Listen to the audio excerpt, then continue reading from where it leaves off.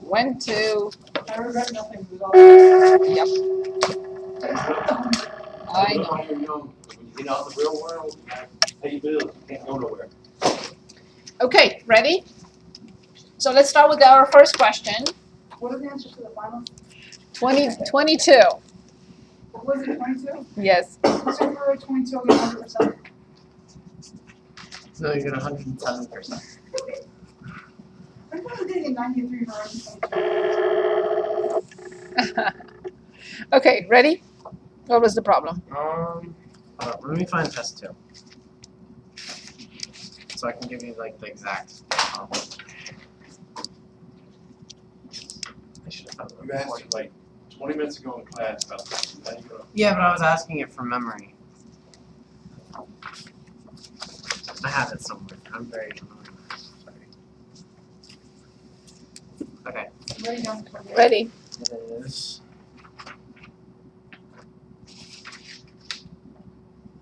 Leave this. Find dy over dx given that x sine y plus cosine x equals y. I think that's it. Yeah. So x sine y plus cosine x equals y. Yes. And you're solving for. Good. So if I'm asked to find dy over dx, it means that y is a function of x. Perfect. So I differentiate the left-hand side and I differentiate the right-hand side. Nobody can solve this equation for y. So I have to use implicit differentiation. So this is a product. And this is a function of a function. So I apply the product rule. The first function prime is 1 times sine y plus the first function times sine y prime is cosine y dy over dx. times dy over dx, which is the inner function prime, plus cosine x, well, is negative sine x, equals dy over dx. So far, so good? Mhm. Good. Now, this term has to go to this side. So I have sine y minus sine x equals 1 minus x cosine y times dy over dx. That's the part that's tricky. So 1 minus x cosine y. So 1 dy minus x cosine y, and I factor out dy over dx. What about the? So I was thinking of it like you're subtracting. Well, I guess not subtracting. Well, yeah, subtracting the x cosine y times dy over dx. Correct. So, But I already factored out dy over dx. Can you show the step in between? Yes. So I have dy over dx minus x cosine y dy over dx, which is 1 minus x cosine y dy over dx. That makes more sense. Okay. So now finally I write dy over dx as being Sine y minus sine x all over 1 minus x cosine y.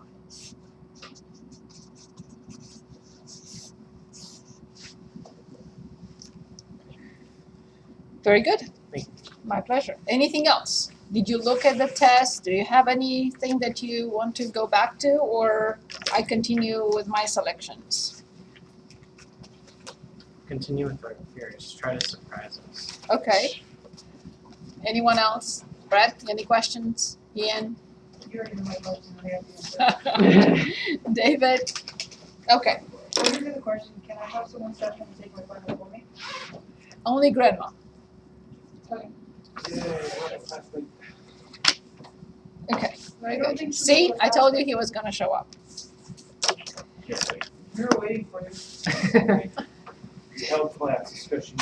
Okay. What was the last problem we did last time? Can anyone remind us? It was optimization number 58 on page 353. Very good. And we did a Newton's method, Yeah, we did. Did? Another one, right? and we did an optimization. Another one of those. Okay. I would like to look at max min values on a closed interval now. For example, problem 54 on page 281.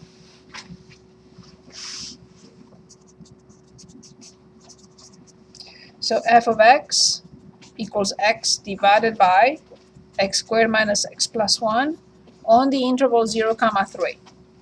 I'm asked to find max and min.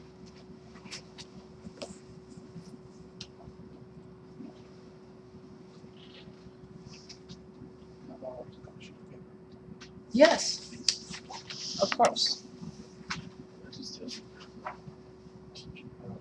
That's the only time I've ever almost ran out of paper. Like I only have like. Good. So x f prime f of x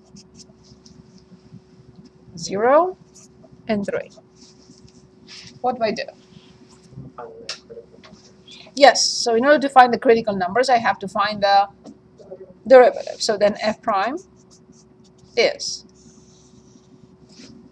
top function prime 1 x squared minus x plus 1 minus top function, and in parentheses the denominator squared. Very good. Over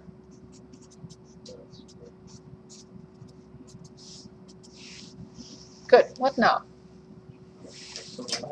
Yes. So I have x squared minus x plus 1 and minus 2x squared plus x. very good. Over x squared minus x plus 1. Now, do you notice anything at the top? Yes, I'm thinking interest. And x squared minus 2x squared is Together. n plus 1. So now I factor out negative 1. And what do I have at the top? Very good. So now critical numbers come from two sources. From f prime of x being undefined and from f prime of x being 0. Of course, where the function is defined. But since the function and the derivative have the same denominator, where the function is undefined, so is its derivative. So no values will come from f prime being undefined, but f being defined. So I'm hoping that there is something coming out of this. Very good. So when a fraction is 0, the numerator must be 0. X squared minus 1 equals 0 means indeed plus or minus 1. However, in the domain 0 to 3, only 1 has place, has room, not negative 1. So 0 here. In the function, I have to plug in 1. So 1 minus 1 is 0. 1 over 1 will be 1. I also have to plug in 0. 0, 0, 0. How much is this? 0. 0. I also have to plug in 3. 3. So f of 3 equals 3 over 9 minus 3 plus 1. 9 minus 3 is 6. Plus 1 is 7. Okay, so this is 3 over 7.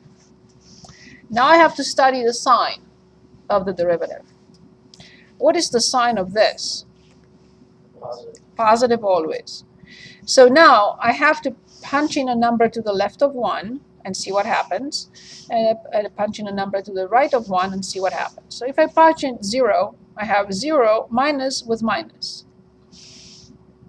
Positive. If I punch in 3, I have 9 minus 1, which is 8, with minus in front. So from 0 to 1, now I have to make sure that these two rows match, work well together. From 0 to 1, the function is that correct? And from 1 to 3/7. Yes. So here's the situation. 0 is here, 1 is here, and 3/7 is here. 0, 1, and 3/7. So then what is 1? Local max. So local max as well as absolute max. What about 3 comma 3/7? No. Nothing. What about 0, 0? Absolutely. Very good. But not a local. Of course. Excellent. At the endpoints, we cannot have a local. Perfect. Very good.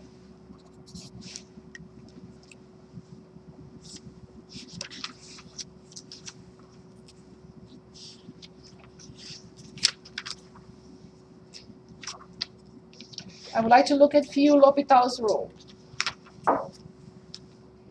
On page 308.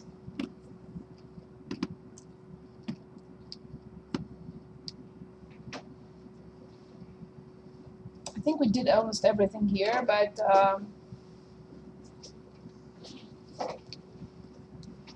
let's say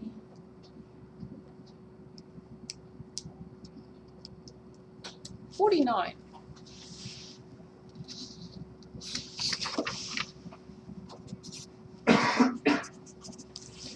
In 49 we have limit as x approaches 1 from either side, x over x minus 1 minus 1 over natural log. What do I have to do first? Plug in one or something. Yes, absolutely. I have to plug in 1 and see what happens.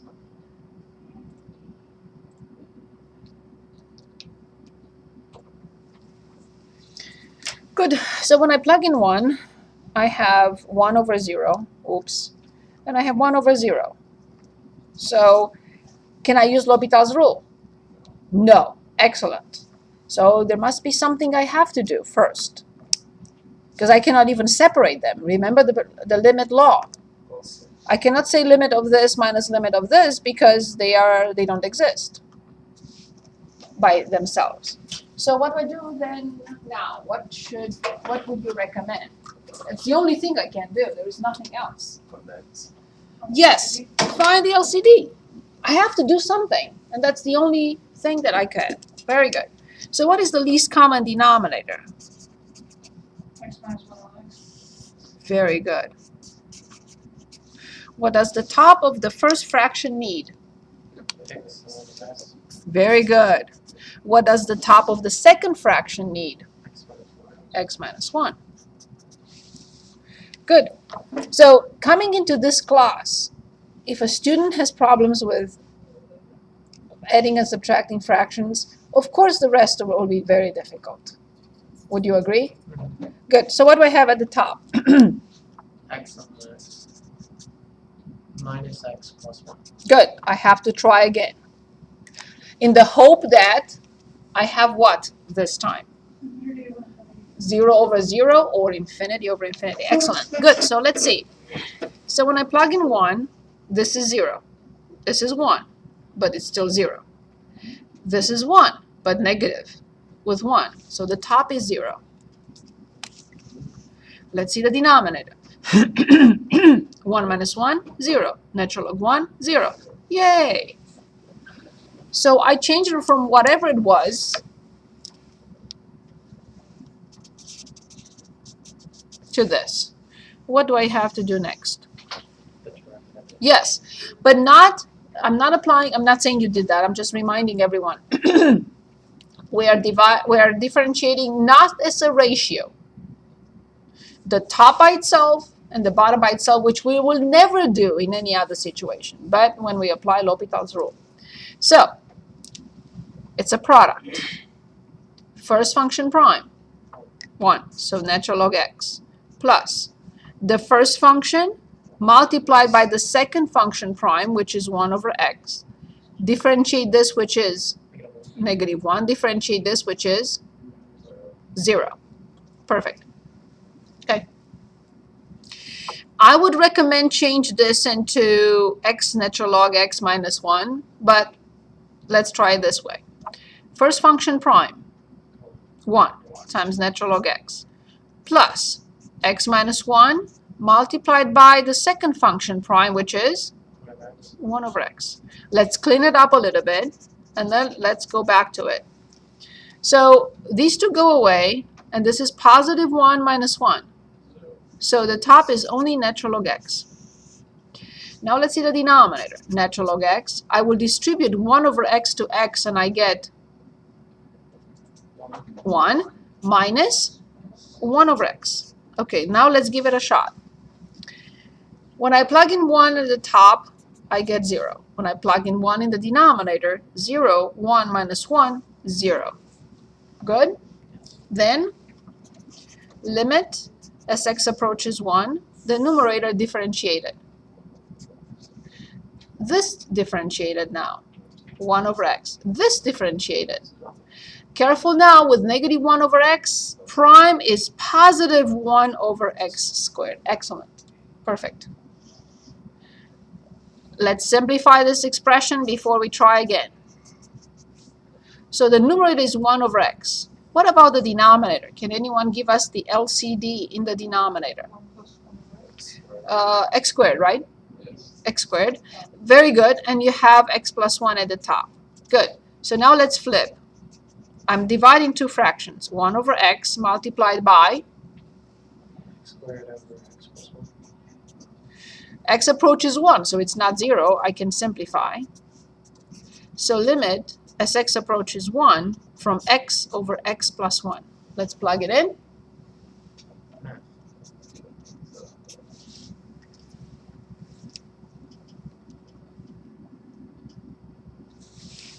Any questions? It was a long problem. It required a lot of steps. Very good. We want to try another? Yes.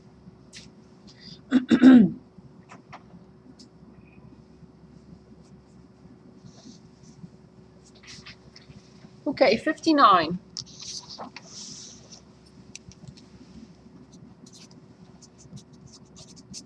On the same page, 308. And that is limit as x approaches 1 from the right of x raised to 1 over 1 minus x. Do you want to give it a try? Or Natural log. yes. So first of all, I need to see what it is. So it's 1 raised to 1 over 0 from 1 plus means 1.1. 1.1. 1 minus 1.1 is negative. So it will be 1 raised to negative infinity or positive infinity. Doesn't matter. Okay, so that's the situation. Yes, so I have to write x to 1 minus x. And you want to work on it for a minute? So this is a different has a different type of difficulty. And that is the fact that you have to apply natural log.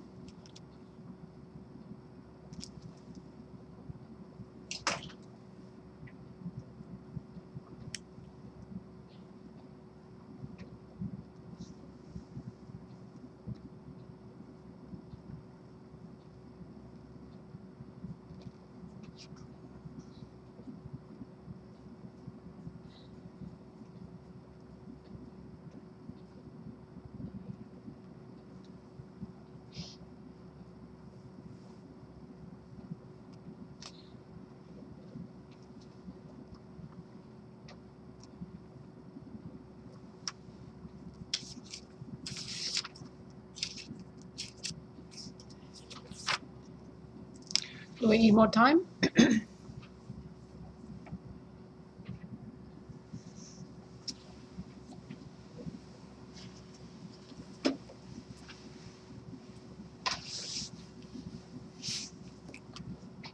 Well, I take that as a no. Yes? We can go over it. Do we need more time? Okay, so I applied natural log. Now I'm going to apply the limit here and here. But this is not what I'm asked to do, right? I'm not asked to find limit of a natural log. So that will not be the end, right? So I apply limit, x approaches 1 from the right, from natural log y, which is limit as x approaches 1 from the right, from natural log x over 1 minus x. I meant minus. So now I try again. When I plug in 1 from the right, what happens to the top? Where does it go? 0. Very good. So the top is 0, the denominator. 0. Good. That's good, right? So then I have limit as x approaches 1 from the right, from top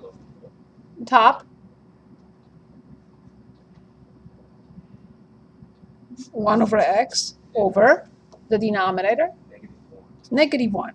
I plug it in again. -1. 1 prime is 0, and negative x prime is -1. Oh, I thought you were doing the element of y on the left side. That's why I was confused. No, I continue here, Yeah. right? I have to finish this. Yeah. So then when I plug in 1, what do I get? -1, correct? Yeah. So now I look at the beginning and at the end. Limit of natural log y equals -1 when x approaches 1 from the right. Because this function is continuous, I am allowed to do this. So then I have natural log of limit as x approaches 1 from the right from y. And this is what I want to find. Exactly. So therefore, limit as x approaches 1 from the right, from x to 1 minus x is indeed e to -1 or 1 over e. Exactly. Wonderful. Perfect. Questions? Are we okay? Sounds good. Okay. Now let's move on. I like to look at an approximation.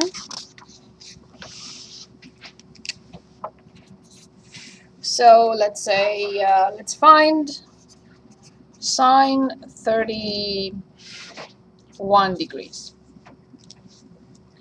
And we want to approximate that using calculus, using differentials, and so on and so forth. How do I remember this? How do I remember this? Here's how I remember it. That delta y is approximately, yes, how do I call that? Exactly. What does this equal to? Remember from integration. What does dy represent? From integration, when we substituted, when we went from one variable to the other. Right, so what does it equal to? Wait, what?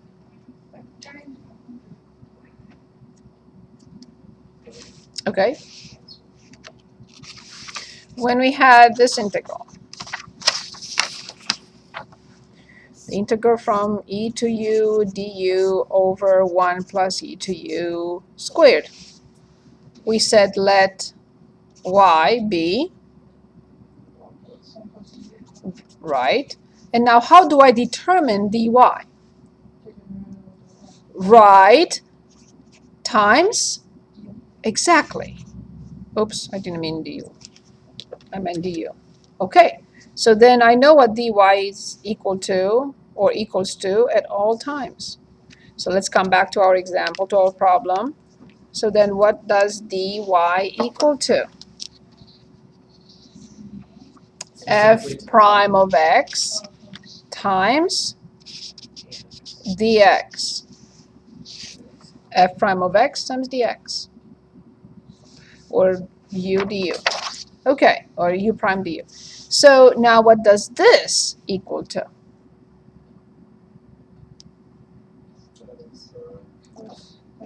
The exact difference, right? So this is what? The F of x plus dx minus? Exactly. So that's why we move this to the other side, and that's how you get it. So f of x plus dx is approximately f of x plus f prime of x dx. So this is something that we need to remember. So now all I have to do is use this and identify the function x and dx. So what is the function in our problem? So, Sine? 30. Sine? Not yet. It's the function. X. Good. So now I want dx. How much is dx? 1 degree, which you have to change into radians. Mandatory. And how much is x? 30.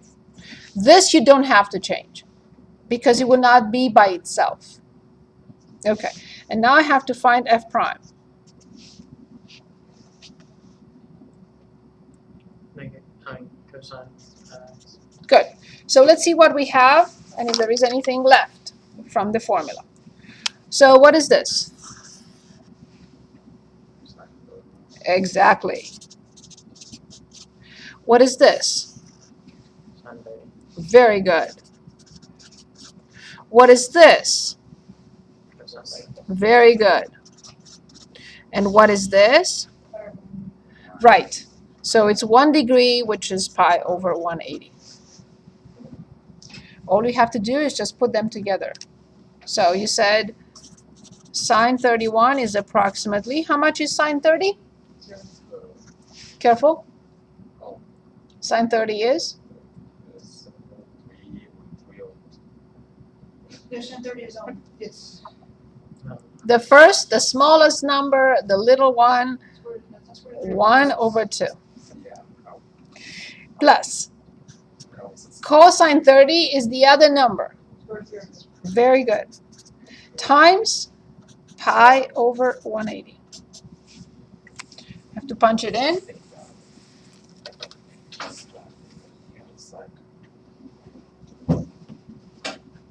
Make sure you have, it doesn't matter. I'm plugging it. No, I'm not plugging in anything. Okay. So 0.5 plus the square root of 3 over 2, square root of 3, outside, multiplied by pi, and divided by 360.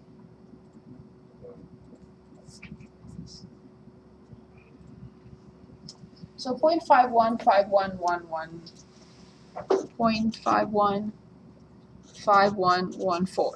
Now, if I want to check my answer, I go to mode, make sure that it's in degrees. Yes, it is.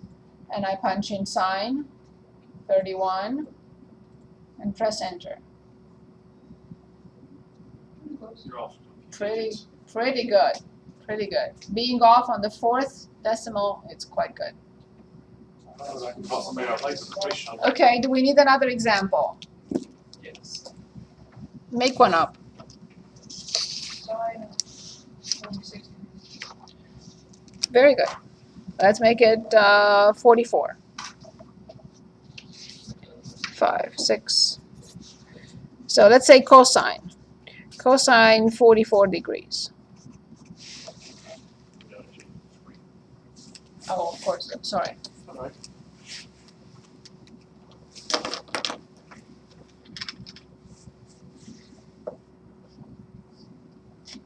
And you should always check.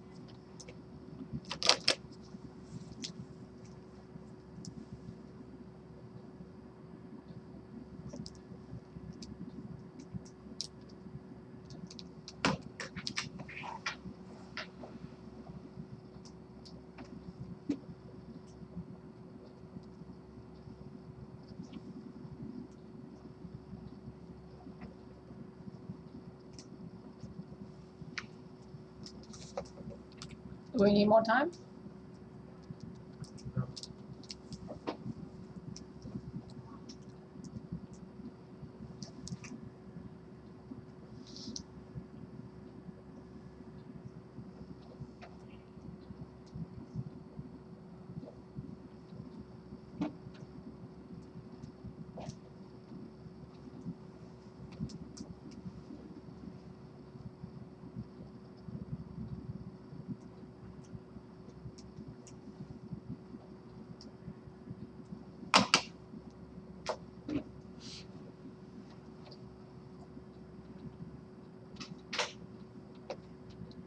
Okay. Yes?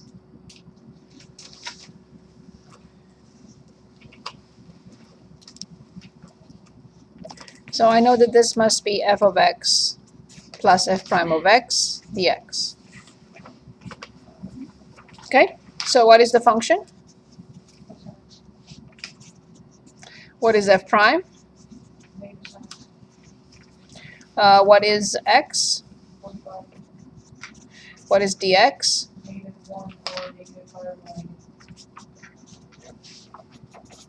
Very good. So please dictate. cosine 45 minus plus sine 45 minus sine. Yeah, but they're both negative. I agree. So sine 45 times pi over 180. Do you all agree with this? Yeah. Yes? So this will be the square root of 2 over 2 plus the square root of 2 over 2 times pi over 180. So I punched it in the calculator. So I have the square root of 2 divided by 2 plus the square root of 2 multiplied by pi and divide by 360. Now I check my answer with cosine 44.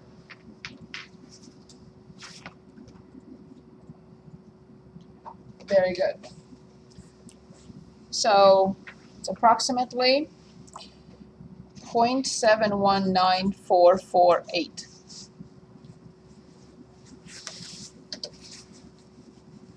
Very good. Related rates, please.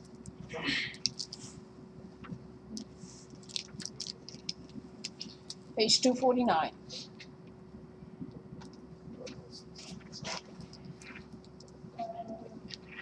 Yes? Say it again. 28. Oh. Oh, one. Oh, I didn't even look. Okay, very good. Let's look at 28. Perfect. 28 on page 249.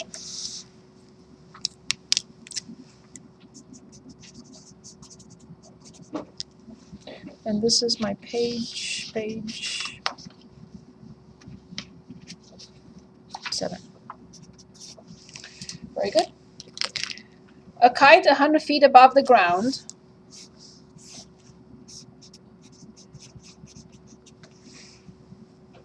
moves horizontally at a speed of 8 feet per second.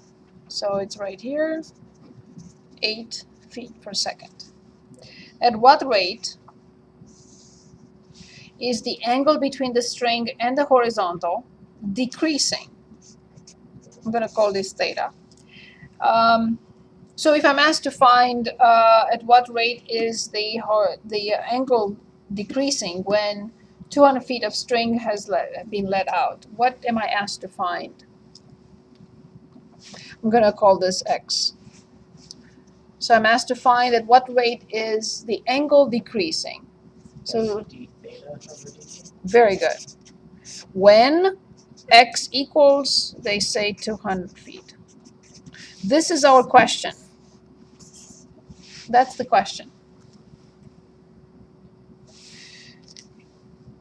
Good. We want to think about it for a minute? Okay.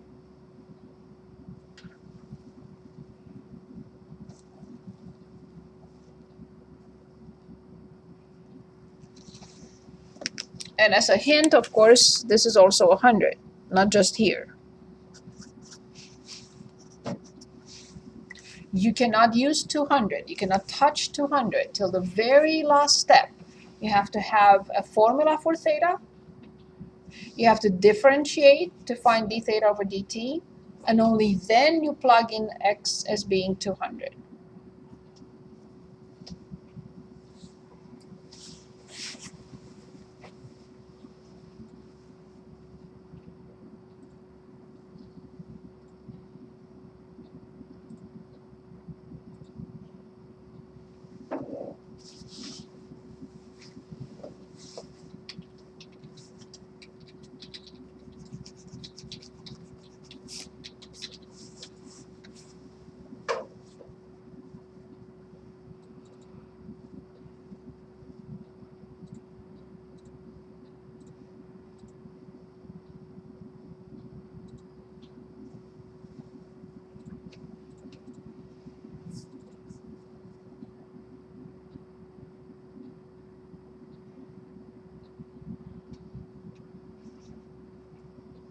Do you use Pythagorean Theorem for this? Say it again. Do you use Pythagorean Theorem? No need.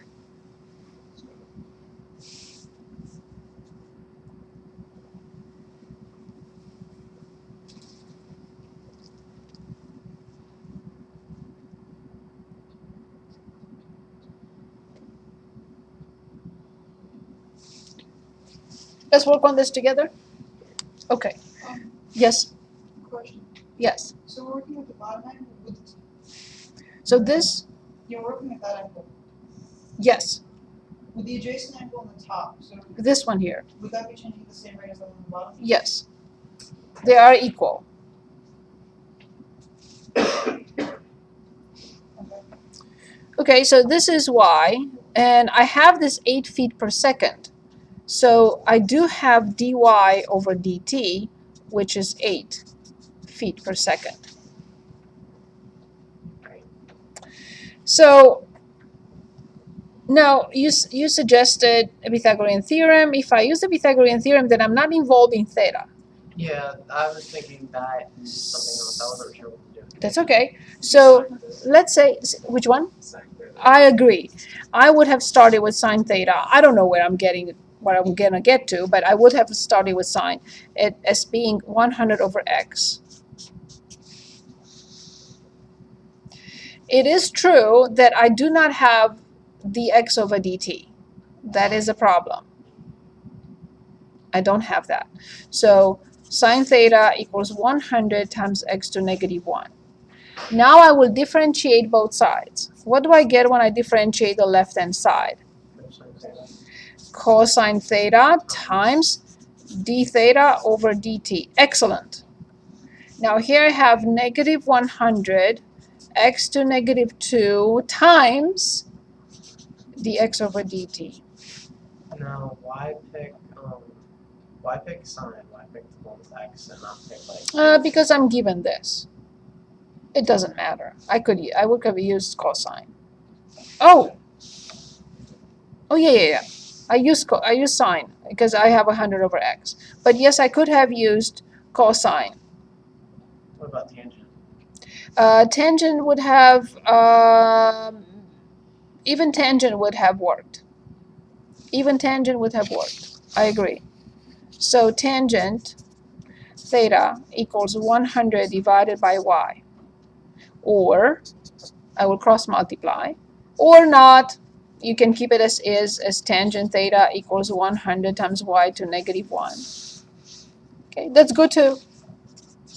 So then I differentiate and I have secant square theta times d theta over dt. So really, you can pick any of them. Yes, I think so. Equals negative 100 y to negative 2 dy over dt. Actually, I prefer this now because otherwise I would have had to find dx over dt. Yeah. So I really like this better. So then I solve for d theta over dt, which is negative 100 times y to negative 2 dy over dt divided by secant square theta. Now I'm given when x equals 200 feet, However, when I have that, if this is 200, then I know that theta is 30 degrees because 100 over 200 is 1/2, so theta must be 30 degrees. So then this is secant squared of 30 degrees. Now this is given to be 8, but now I still have to determine this, which I don't have yet. So if this is 1 and this is 2, so 4 minus 1, the square root, right? The square root of 3. So then this is the square root of 3. Of course, raised to -2 in a minute. I'm sorry?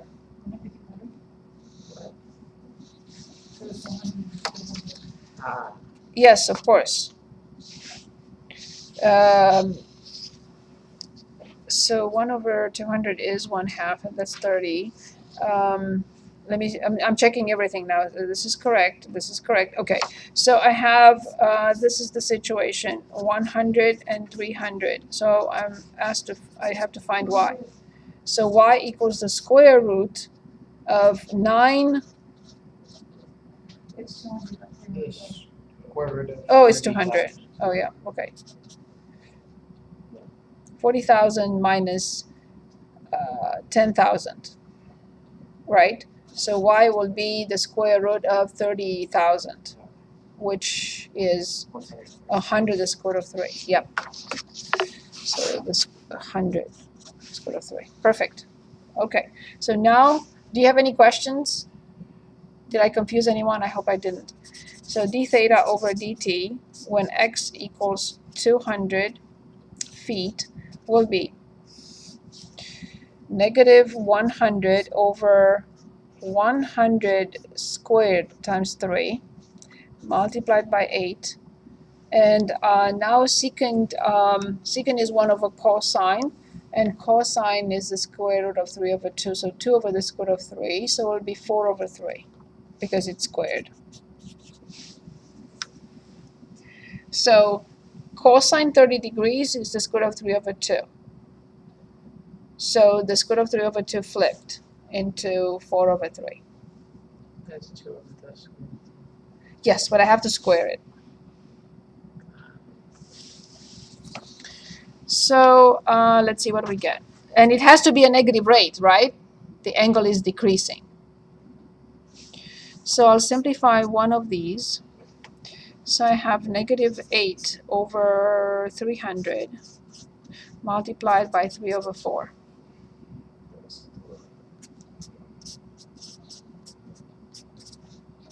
So -1 over 50. Measurement unit. Super important. Say it again. Look at what it is. The measurement unit of the top over the measurement unit of the bottom. Degrees per second. Yes, yes, but it has to be radians. Okay. Let's read the problem one more time.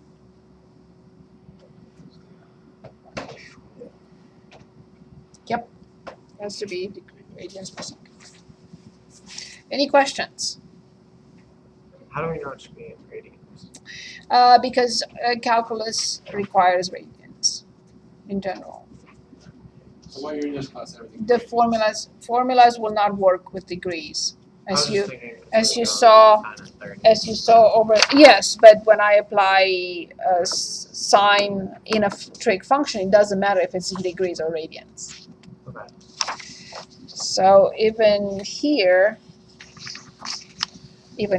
I cannot plug in a degree. Even this one requires radians. Right. Good. Ready? Mhm. I would like to go now to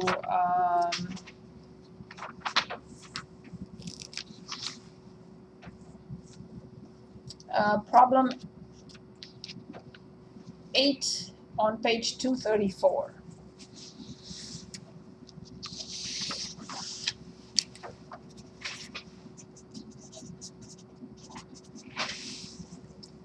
If a ball is thrown vertically upward with a velocity of 80 feet per second, in other words, we have s of t, which is 80t minus 16t squared. Which function is this? Yeah, that's some t distance. Good. What is the maximum height reached by the ball? 1. Max height. And part B, what is the velocity of the ball when it is 96 feet above the ground on its way up and then on its way down? Did we do this problem? You want to choose another?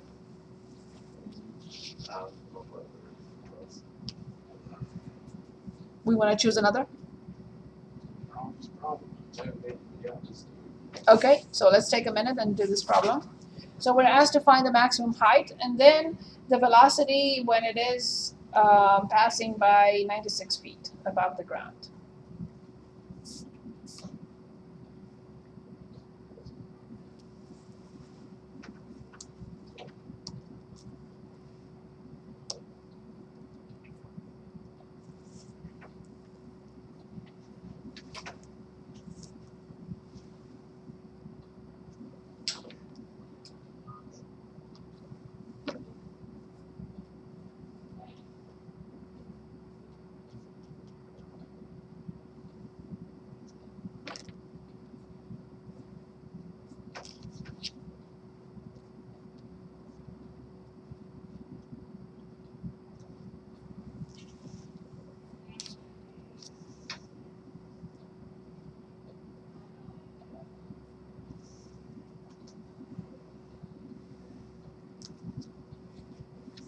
Yeah, I'd like to work on problem 7 afterwards.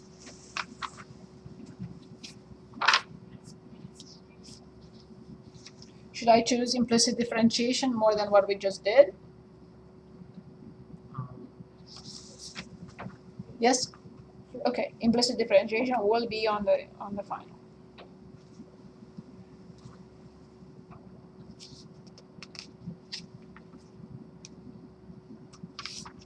Okay.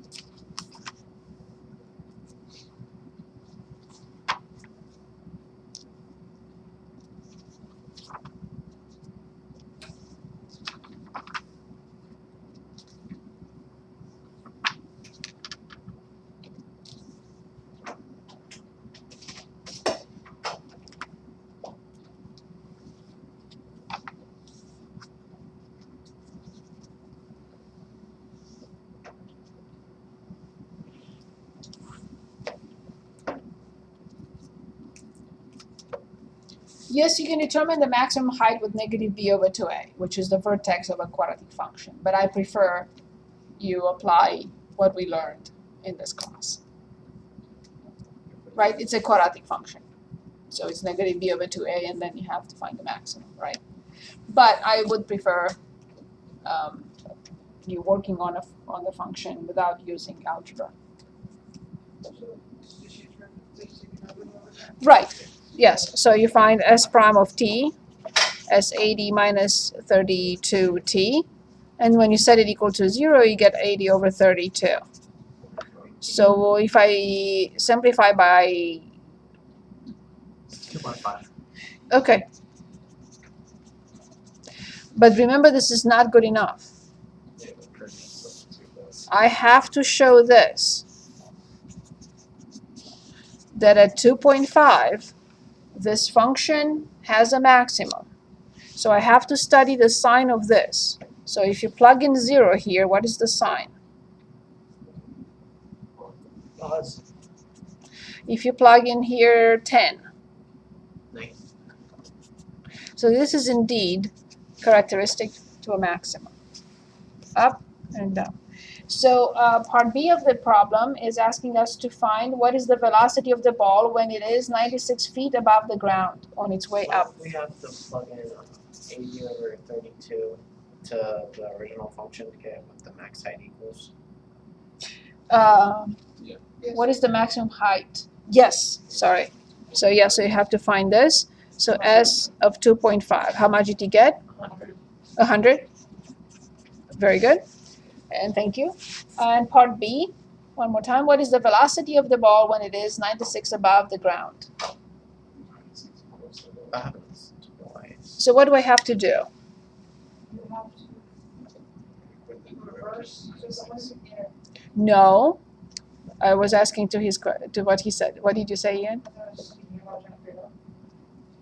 So first of all, I need the time. Yeah, the x. It's real nice. The time where the distance is 96. I have not determined that. And that time will be plugged in the velocity, which is this. Okay? I don't know. Is that what you said? I'm sorry if you... Yeah, no, it's equating that to the 80 minus 32t. No, you can't do that. You don't have the time. So you have to determine the time when the ball passes by the height of 96. Once you have that time can be plugged in here. The distance has to be set equal to, yes, to 96. So let's set the distance equal to 96, please, and find the time. And you will determine 2 different times. One on the way up, one on the way down. Yep. Exactly.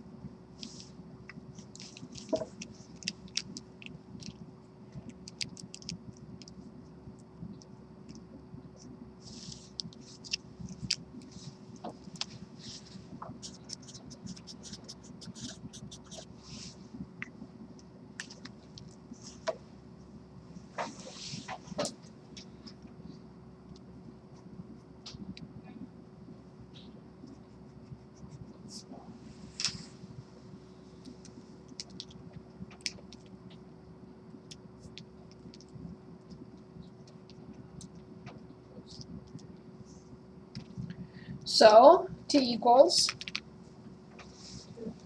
very good. T equals 2 seconds and t equals 3 seconds because this is t minus 2 and t minus 3. So on the way up, how many seconds? 2. 2. And on the way down, of course. And now I can identify, because I have the velocity, v of t equals s prime of t, and that is 80 minus 32t. So I can determine v of 2 and I can determine v of 3. They must be the same with opposite signs. We're just doing this to confirm. Yes. We have to find it. That we are asked to find those.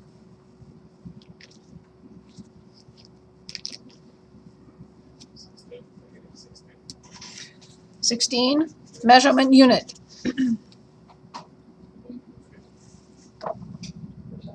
Very good.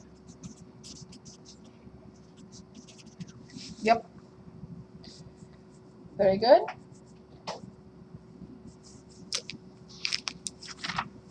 I would like to look at implicit differentiation, yes or no? Or are we okay with that? We should go over another U sum. Which one? U sum. Okay, so let me finish with the limits. and then we'll come back to chapter 5. Do we need another implicit differentiation or not? We're okay? One more?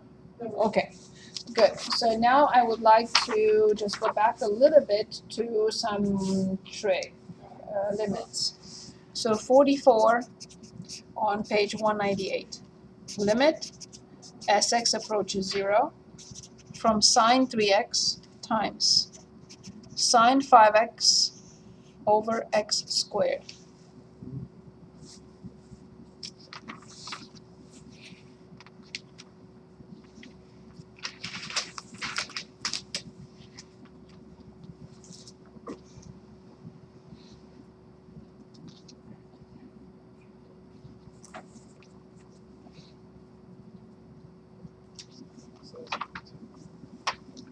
Say it again.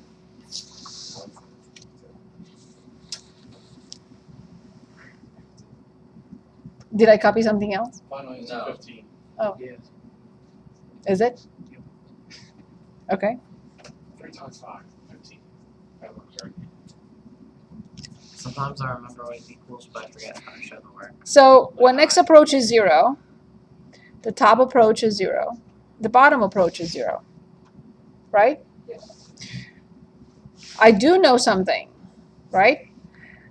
I can apply L'Hopital's rule now, which I didn't know in chapter 2 or 3.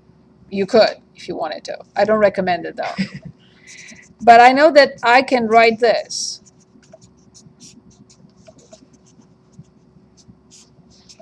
Right? Yeah. And then I need what? I need an adjustment because all these have to be the same.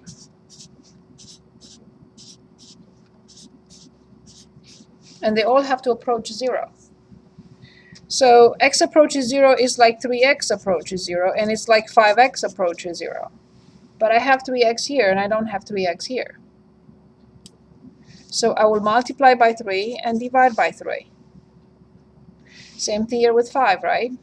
5 and 5. Therefore, where does this go?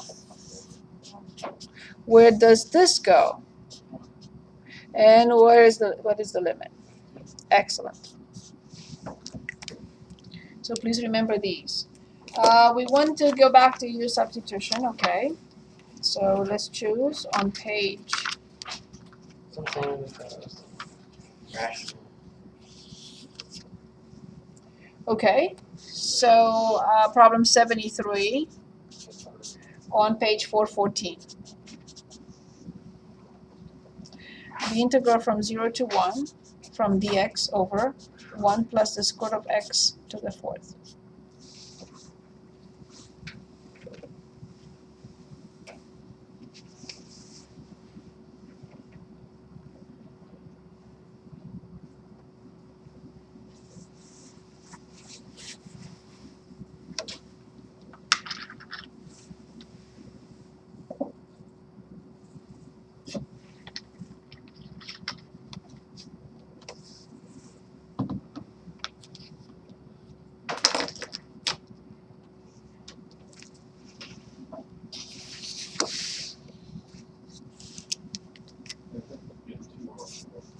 Say it again.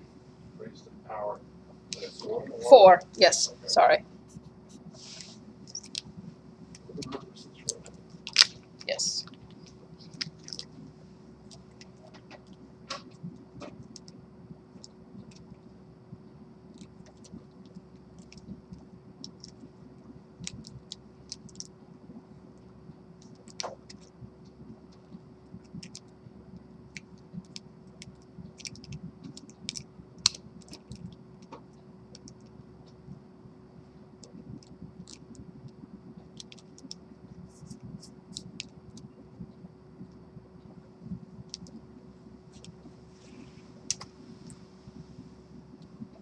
Any suggestions on how to start?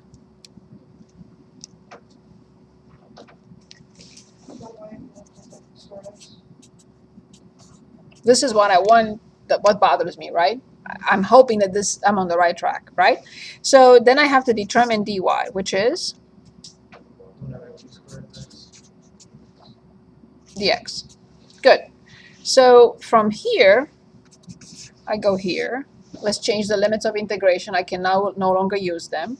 When x is 0, y is 1. When x is 1, 2. y is 2. Excellent. So now I know that the denominator is what? U to the 4th. Very good. Right. Okay. So now I finished with this, but I need this. Let's solve this equation for dx. Well, obviously I have to multiply both sides by 2 the square root of x dy, right? 2, I cannot put the square root of x dy, but I can solve this for the square root of x. How much is it? Y minus 1. That's 50. So at this point, I changed everything into from the integrating x to an integrating y. One more time. So 1 plus the square root of x is my substitution. dy equals 1 over 2 the square root of x dx. I change the limits of integration when x is 0, y is 1. When x is 1, y is 2. I know that the bottom is y to the 4th, but now I have to make this up. Well, no problem. I can solve this equation for dx by multiplying both sides by 2 the square root of x. But I cannot write here 2 the square root of x dy because because the integral is already in y. There is no more x. It's done. But I can replace the square root of x by y minus 1. Let's take it from here. 1 minute. What will you do? Please take the 2 outside and separate this into 2 fractions.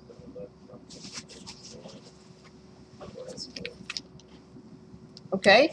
So please rewrite 2, the integral from 1 to 2, from 1 over y to the 3rd minus 1 over y to the 4th. I'm separating y over y to the 4th from 1 over y to the 4th. So you change both into y to negative 3 and y to negative 4. And then from there, you find the integral.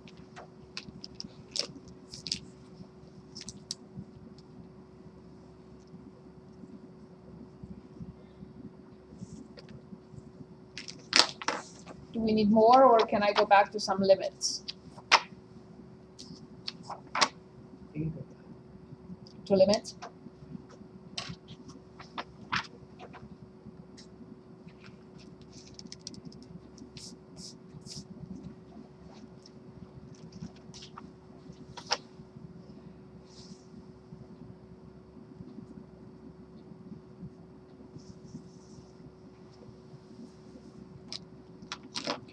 I will be in this room on Saturday between 1 and 3 with another class. So if you want to stop by, if you have any questions, we can sit down and work on some problems if you want. So please redo all quizzes and all tests and look at all homework and solutions, please.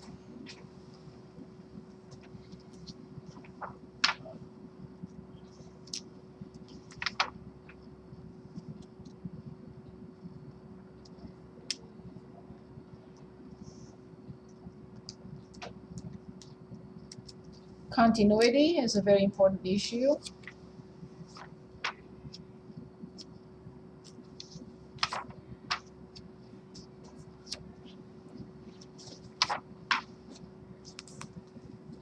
Okay, do we have a final here?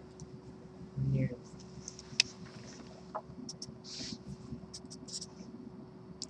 So this is y to negative 3. Y to negative 3 plus 1 over negative 3 plus 1. So y to negative 2 over negative 2 minus y to negative 3, right?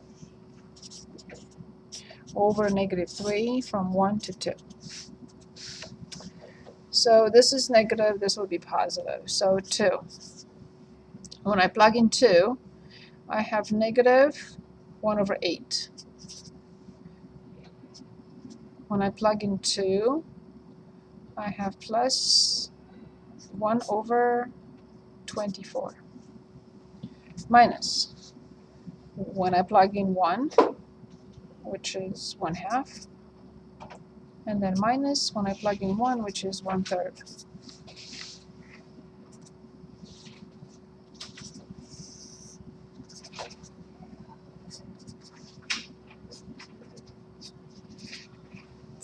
Minus 4 plus 1 plus 12 minus 8. Oh, nice. 1/12.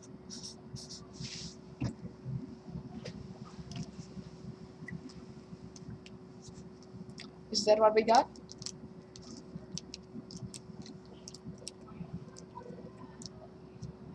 Should I redo it? My calculations? Yes? Okay.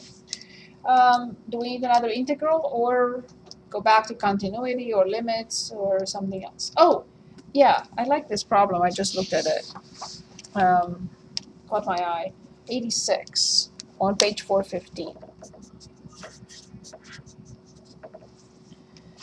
If f is continuous and we are told the integral from 0 to 9 from f of x dx is 4, find the integral from 0 to 3 from x f applied to x squared dx.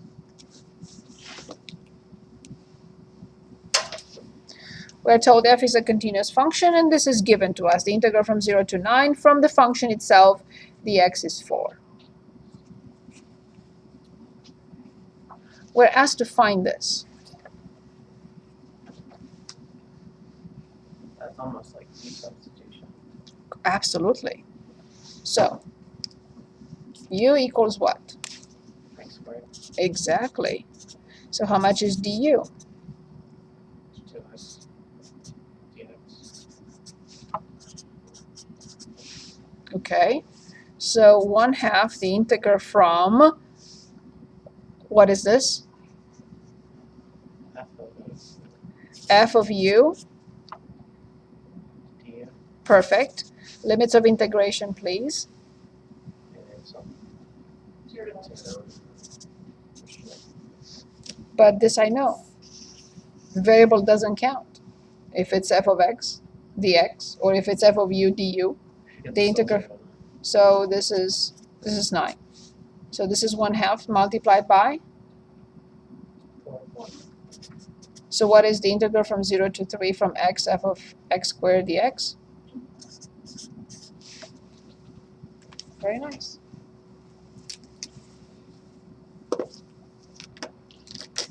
Okay. Do we still need anything in chapter 5? Riemann sum, properties,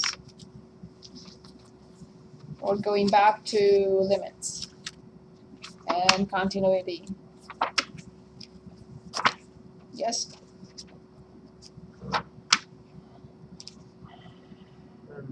What did you have in mind? I trust your guy. I'm sorry? I trust your guy. Okay. So let's go back to problem 68 on page 183.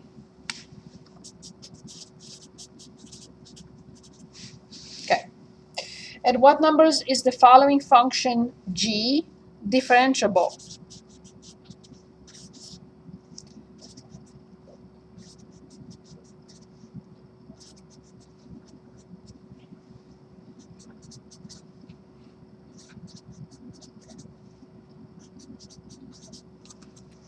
Give a formula for g prime and sketch the graphs of g and g prime.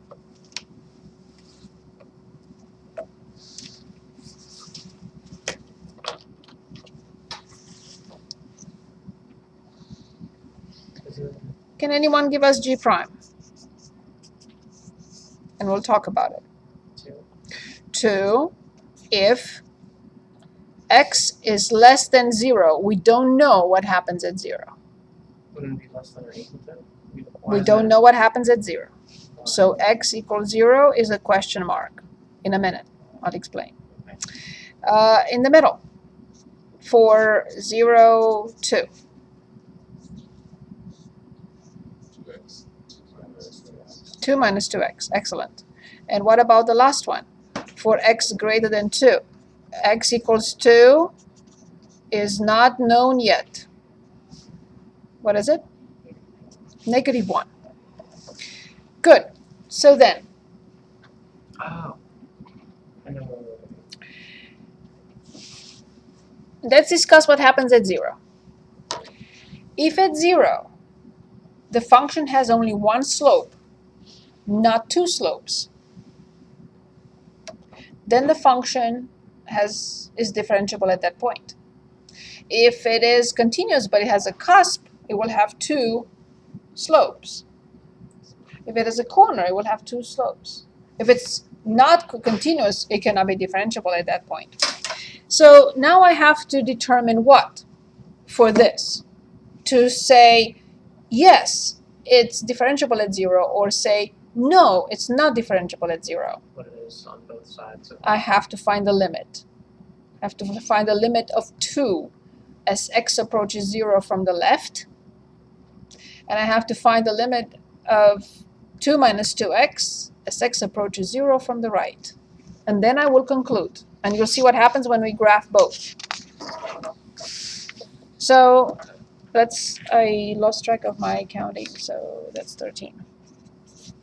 So limit of 2 as x approaches 0 from the left, and limit of 2 minus 2x as x approaches 0 from the right. If these two are equal, it means that the function has a unique tangent at 0.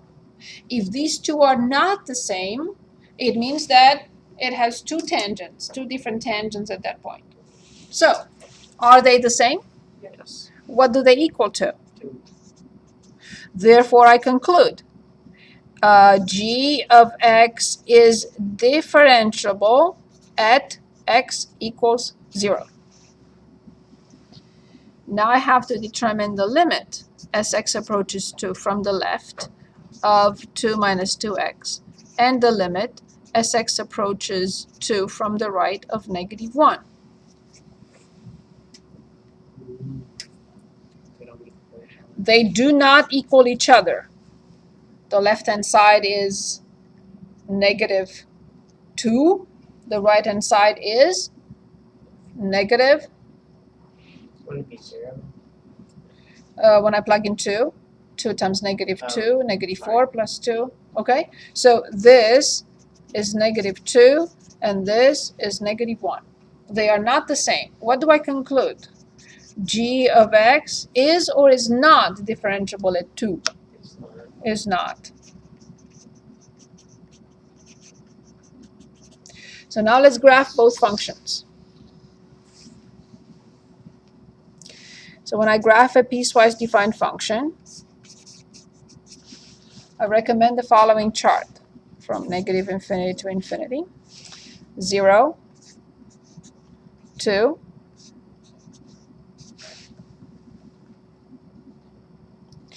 this portion, I know it's an overkill, but I just want to make sure you understand what I'm doing.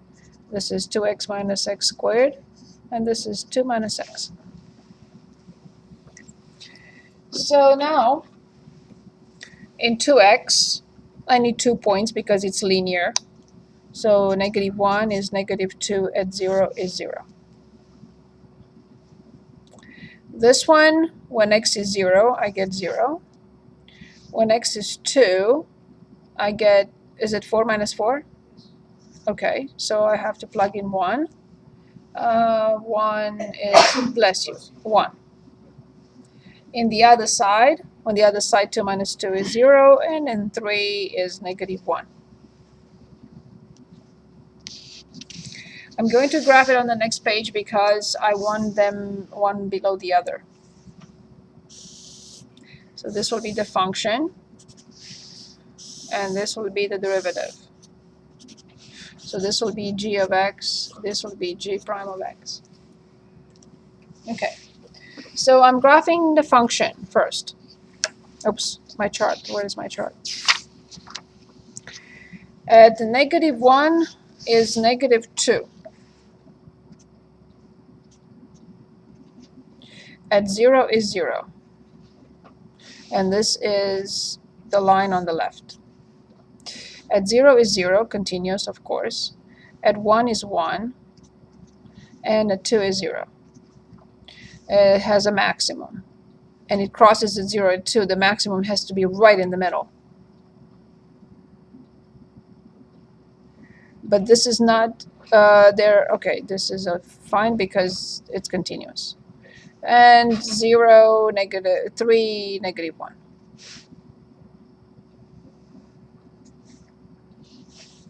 So this is the function. Now I need a chart for the derivative. So x g prime from negative infinity to infinity. Of course, I have 0 and 2. And yes, I can close at 0, but I cannot close at 2. Function not undefined at 2. So this goes with 2, this goes with 2 minus 2x, and this goes with negative 1. So here, negative 1, negative 1. In the middle, when x is 0, I get 2. When x is 2, I get negative 2. Let's say when x is 1, I get 0, which we knew because it's a maximum. So negative 1, 2, and 2. So now I'm graphing the derivative. Here's the graph of the derivative. At negative 1 is positive 2. It's off screen. Sorry. At negative 1 is positive 2. At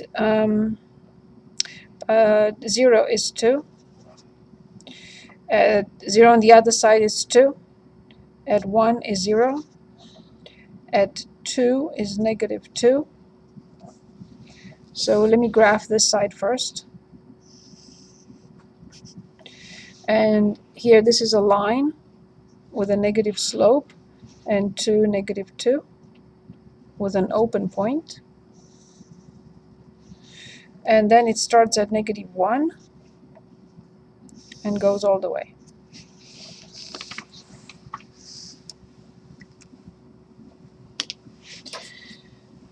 As we see, the graph here has a slope of 1 till this point. At this point, it still has a slope of 1 on the other side. That's why it starts at 1. There is no gap there. It continues, right, to go to 0 because it's decreasing. The slope is decreasing to 0. At 1 is 0. Positive, but at 1 is 0. And then at 1, it continues to decrease, so the slope becomes negative.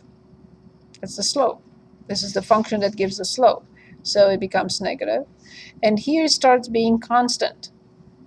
So the slope at this point is negative 1 and continues to be negative 1. But at this point, there are two slopes.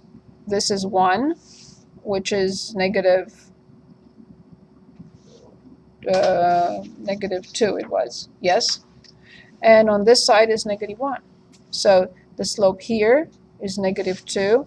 The slope here is negative 1. That's why there is a gap in the derivative. If there is a gap in the derivative, even if the function is continuous, and it is continuous everywhere, but it has two slopes at this point, therefore the derivative is discontinuous at that point, and we conclude that the function is not differentiable at 2. Any questions? Any questions? Okay. I like to look at few limits. Like, for example, we had something like this on the quiz, so please look at all quizzes. Yes, 28 on page 107. So limit as h approaches 0. And do not forget the definition, the formal definition.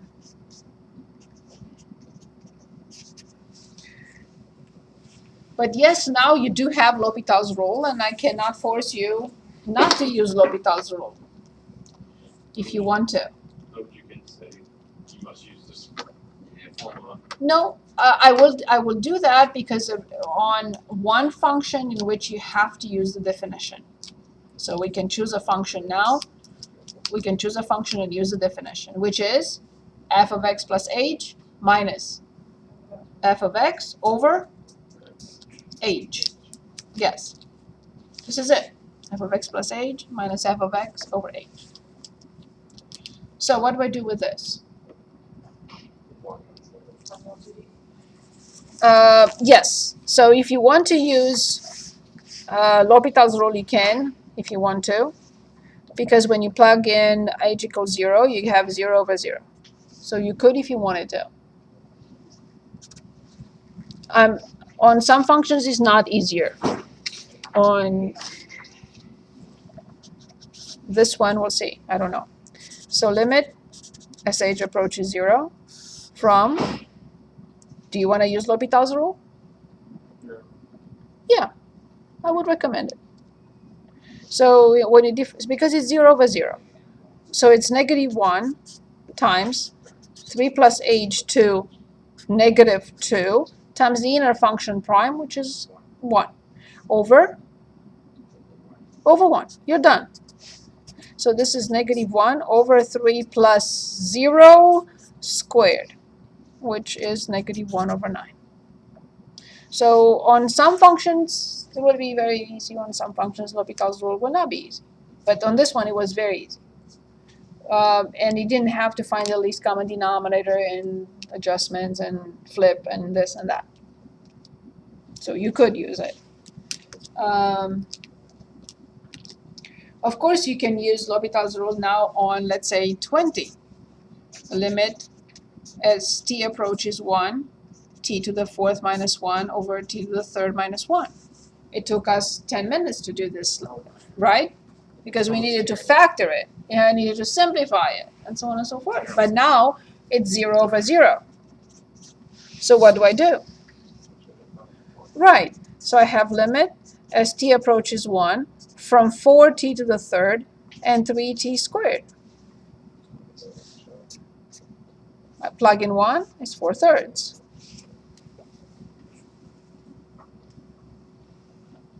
Now everything in limits, I can't find anything to trick you with. Even this one, for example, 27, it looks awful. Limit x approaches 16 from 4 minus, this is on page 107. 4 minus the square root of x over 16x minus x squared. No, you don't have to factor. You don't have to factor. You don't have to do anything. I can't find anything to trick you with, as I said. So limit, not that I'm looking for. So the top is negative 1 over 2 the square root of x, and the denominator is 16 minus 2x. I'm done, right? Because when I plug in 16, I have 4. So the top is negative 1 over 8. And when I plug in 16, this is negative 32. So this is negative 16. So it's done in one step. I don't have to factor. I don't have to do anything, right? So this will be, when I flip, it's 1 over, how much is 8 times 16? 128, I think. Yeah. Right? So page 107 is redundant now. Knowing L'Hopital's rule. You will have absolute value. So you'll have a limit with absolute value. So let's say 1 over x minus 1 over the absolute value of x as limit approaches, when x approaches 0 from the left. And this is 45. I remember doing this one in class. Yeah, this one doesn't work with L'Hopital's rule. So you have to write the absolute value of x, which is two options. Yes. And now I have to build 1 over the square of the absolute value of x, which is 1 over x, but x only strictly greater than 0 because now this is in the denominator, or negative 1 over x for x less than 0. Now I will have to put in the whole thing, which is 1 over x minus 1 over the absolute value of x. What do I get? 1 over x minus 1 over x, which is 0 for greater than 0, and 1 over x minus negative 1 over x, 2 over x for x less than 0. Only now I know that this is the limit as x approaches 0 from the left. Which expression is from the left of 0? 2 over x. And now I know the answer. And you can also graph it if you want to. So if you graph 1 over x or 2 over x, it doesn't matter, you still get this. So 0 from the left, negative infinity.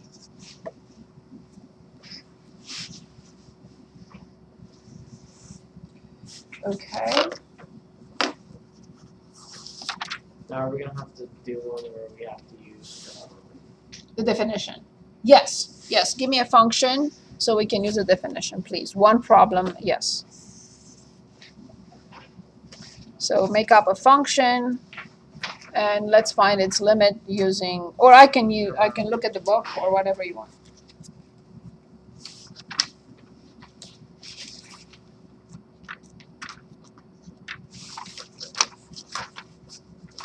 This is in section 2.2. I guess We can use 1 minus 2x over x plus 4. 1 minus 2x over x plus 4 as limit, and we have to find the derivative as limit as h approaches 0. Yeah.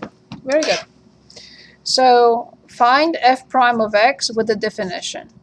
Limit as h approaches 0 from f of x plus h minus f of x divided by h.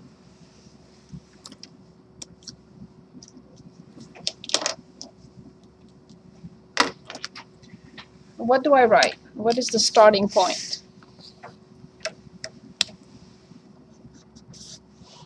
1 minus 2x plus h over x plus h plus 4. Very good.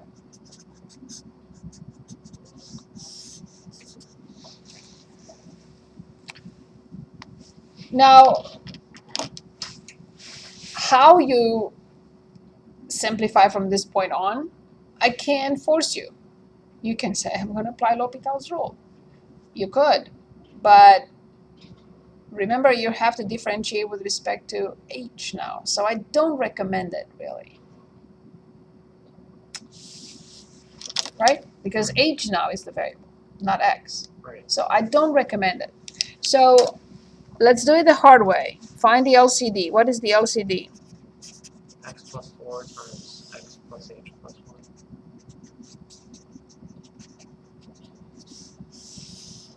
Which means that this needs an x plus 4, and this needs an x plus h plus 4. So I distribute x to these three terms. X minus 2x squared minus 2xh.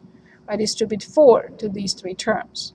Plus 4 minus 8x minus 8h. Now I distribute 1, but actually negative 1 to these three terms. Minus x minus h minus 4. But now I distribute positive 2x to these three. Positive 2x squared plus 2xh and positive 8x. And as you know, a lot of those terms have to go away. Yeah. So let's see.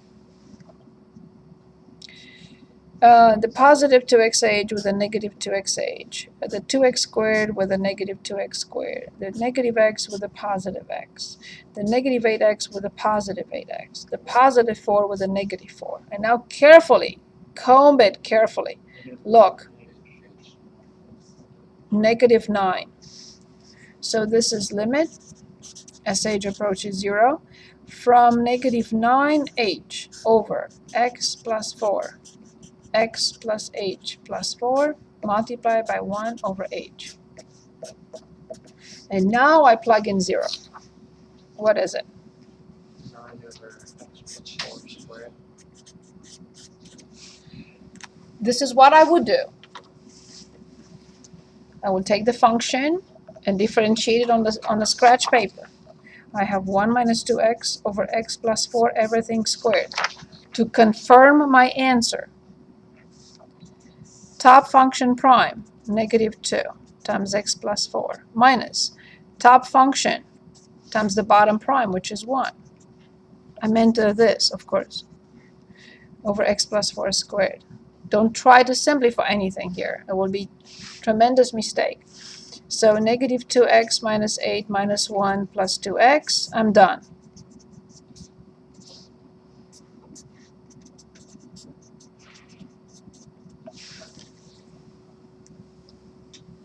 Always try to confirm with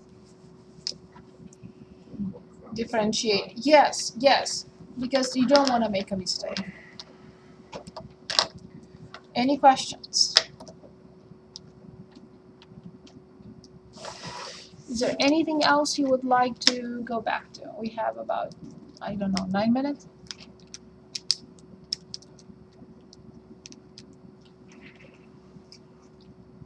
Is there anything? I can't think of anything other than what we had on all tests and quizzes and look at homework. If you redo all your tests several times and you get the correct answers, and you print out, 2 tests for each, and you review and redo those problems, and also say, okay, I know how to do these problems. Let me find another couple similar to this, and I will make a selection for you, and you should be fine. Please don't forget to show up for the final exam. What's the Yeah. So 5 to 7, but I'll be here from 4 o'clock. what's the other one that goes with rolls? The other one, that Like rolls is for if mean value theorem.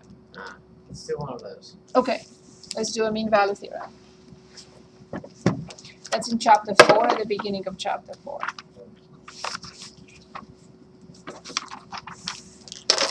Very good.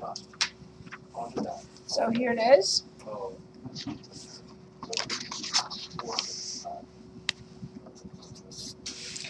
On page 289.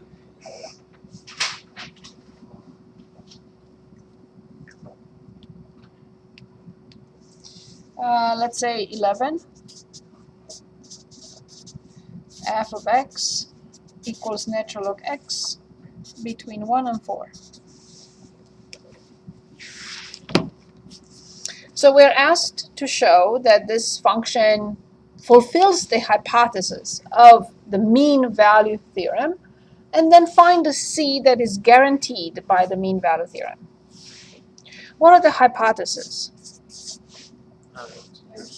F is continuous for sure on the closed interval 1, 4, and F is differentiable at least on the interval 1, 4. If it's not differentiable at 1 and 4, we don't care.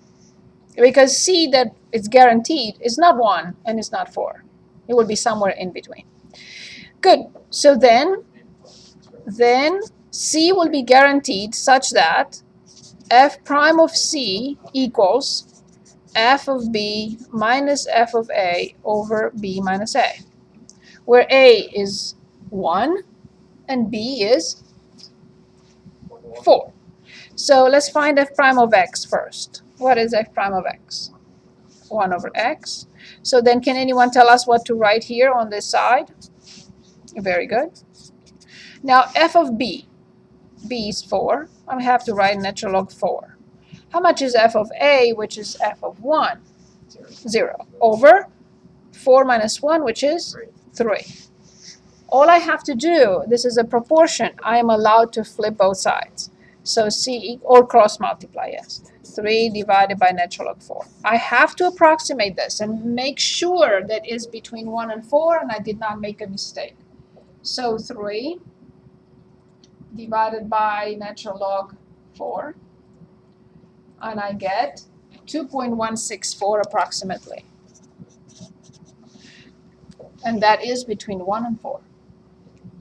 So by the mean value theorem, if a function is continuous and differentiable on a open interval, continuous on a closed and open and differentiable on an open interval, then this will always be the case, and there will always be a C such that the relationship is fulfilled.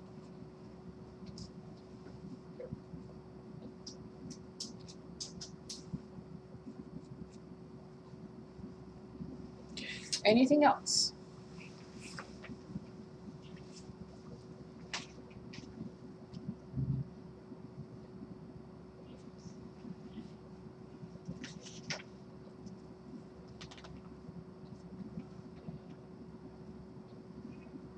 Anything else that you could think of? The limit Yes? as x approaches infinity Yes? of arctangent e to the 3x E, to the 3x. like this? Yeah. Or tangent e to 3x? Mhm. So when x approaches are you sure? Yeah. So, okay, fine. So e to infinity approaches, so when this approaches infinity, this approaches Infinity. infinity. Now, please remember, this is a very important function, and here is its graph. This is the tangent group. Negative pi over 2 to pi over 2. And this is tangent. Now, its inverse function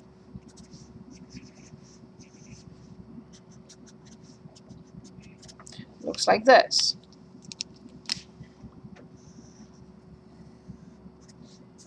That's why it's 5.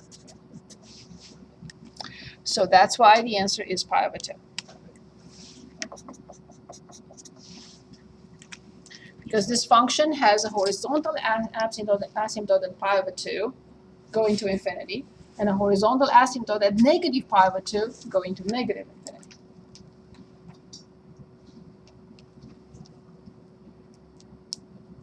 And these are inverses of each other. Good. Anything else? Yes? Find the equation of the tangent line. Yes? The curve y equals square root of x at 4 comma. Y equals the square root of x at 4 comma? 2. Of course. Okay, very good. So now nobody can trick me with this, because y prime equals 1 over 2 the square root of x. And I have y minus y1 equals m times x minus x1, where this is 2 and this is 4. And when I plug in 4, this is 1/4. So y minus 4 equals 1/4 x minus 2. I distribute 1/4 x minus 1/2, but plus 4. Wait, shouldn't the 4 and the 2 be switched to be y minus 2 x minus 4? When x is 4, the square root of 4 is 2. No, But he's if talking you about plug it curve later. y minus y1. Oh, yes, of course. Oops. Thank you, thank you.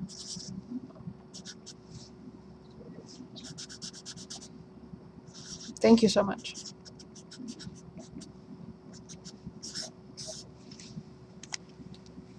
But now you don't have to use the definition to find y prime. Unless you're specifically told, but that will not be the case. Right.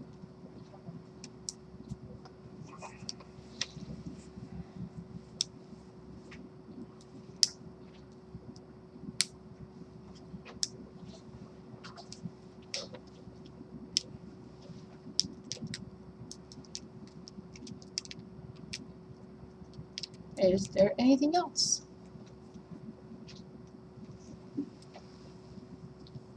It's been a pleasure being here with you. I really enjoyed. I really did. Take it again. I have actually. Hopefully, as long as it's not awkward. So you guys all come back? I'm sorry. Yeah. Say- All gonna come back? Or are they gonna come back in time next year? Next fall, we'll see what happens. Hopefully. So I said my boss is out till June 1st. the schedule as is right now. I wanted to talk to her. Maybe she can move that class, the Calc 1 to Tuesday, Thursday, and keep the Calc 2 on Monday, Wednesday, so I can teach both. Because I don't know if, since this is the only class here, it will run with less than 10, but in general, they don't want to let the class run with less than 10 students in the class. For financial reasons, I think. But yeah, they want to Count deal with Tuesday, Monday, and Wednesdays. I think so. We'll see what